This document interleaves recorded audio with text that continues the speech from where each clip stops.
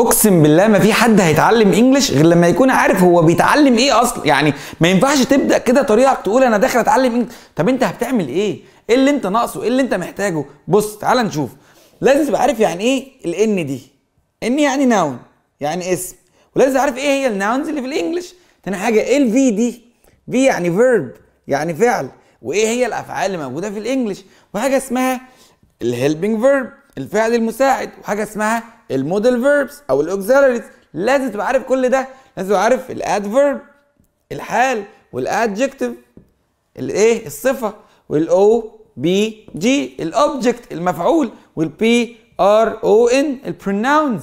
لازم تبقى عارف الحاجات دي لو انت ناوي تبدا تتاسس معايا في السلسله الجديده ببلاش. جيت تاسس معايا بقول لك ببلاش، اقسم ببلاش. هاتي ابنك وهاتي بنتك واقعدوا وتعلموا، وانت كمان اقعدي تتعلمي، كل ده ببلاش. طب تعالي نعرف يعني ايه ناونز، يعني ايه فيرب، يعني ايه الكلام ده كله. هو ده البدايه اللي لازم نعرفها. طيب وفي اكسرسايز خفيف كده في الاخر لازم نعرفه. طيب ايه الناونز او ايه هي الاسماء؟ بكل بساطه الناون زي ايه؟ ممكن يكون ايه؟ ممكن يكون اسم شخص، علي، احمد. او ممكن يكون اسم جماد، كار، فلاور. ممكن يكون اسم مدينه، كايرو. ممكن يبقى اسامي الحاجات اللي حوالينا بنقول عليها ايه؟ ناونز. ناونز. طيب يا مستر مصطفى ايه هو الفيرب؟ في الفيرب لازم تيجي تقف هنا وتقول الفي ده مقسوم لايه. اول حاجه اسمها مين فيرب، يعني فعل اساسي او فعل ليه معنى. تاني حاجه اسمها الهيلبنج فيرب، فعل مساعد، وده فعل ملوش معنى ولكن بيجي علشان يساعد الفعل الاساسي تعرف الزمن بتاعه ايه. تالت حاجه ودي مش مهمه بالنسبه لي هي الموديل فيرب او الاوكسيلاريز اللي هم ايه؟ كان وكود شال وشود ماي ومايت وماست ولو والود والحاجات. سيبك منها دلوقتي مش عايز، خلينا في الاثنين دول.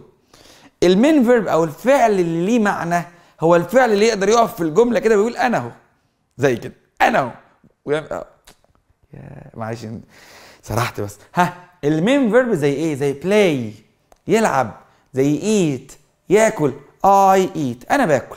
كده انا فهمت الجمله تمام. اي بلاي انا بلعب، كده انا فهمت تمام. يبقى فعل اساسي، فعل ليه معنى زي ايه يا مستر مصطفى؟ بلاي، زي ايت، زي سي، تيك، ميك، وهكذا. خلاص. الهيلبنج فيرب هم 3 موجودين. اول حاجه عندي بي، وعندي دو، وعندي هاف. هم دول، وهم دول مفتاح الانجليش كله، ودول ليهم حلقات كتيره. اول ما تفهمها كلها صدقني هتكون جمل لا حصر لها في الانجليش. خلاص. طيب عندي ايه تاني يا مستر مصطفى غير الناون والفيرب والهيلبنج فيرب؟ عندي حاجه اسمها الادجكتيف او الصفات. adjectives بنقول عليها ايه كده؟ A D J. ايه هي الصفات؟ زي كلمة tall طويل، short قصير، good كويس، bad وحش. ودول بيجوا علشان يوصفوا الناونز، يوصفوا الاسماء. فتقول مثلا she is a tall girl. هي بنت طويلة. tall جت عشان توصف الناون girl. خلاص. مثلا she او بلاش she، نقول علي is short. short جت عشان توصف ان علي ايه؟ قصير. فالادجكتيفز الصفات بتوصف ايه؟ الناونز الاسماء. فبيجي بقى الناحيه الثانيه حاجه اسمها الادفيرب الاحوال. طب ايه يا مستر الفرق ما بين الادفيرب والادجكتيف؟ الادفيرب بيوصف الافعال والادجكتيف بيوصف الايه؟ اهو ده كده الفرق ما بين الاثنين. ده بيوصف الناونز الاسماء، وده بيوصف الايه؟ الفيربس الافعال. يعني مثلا ما اقول لك مثلا علي eats slowly، هنا ببطء. معناها هل انا كده وصفت علي ولا وصفت هو بياكل ازاي؟ slowly وصفت طريقة اكل علي انه بياكل ايه؟ slowly بطيء. مثلا she runs quickly، هي بتجري بسرعة. quickly جت توصف ايه؟ runs او هي بتجري ازاي. يبقى ده الفرق ما بين الادجكتيف والادفيرب.